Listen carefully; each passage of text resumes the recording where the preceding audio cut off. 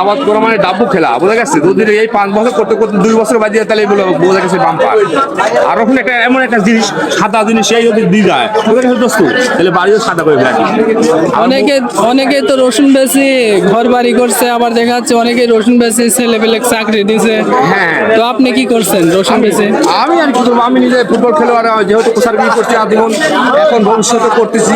আমার ছেলে ফুটবল খেলোয়াড়, সেও ভালো মাপের খেলোয়াড়।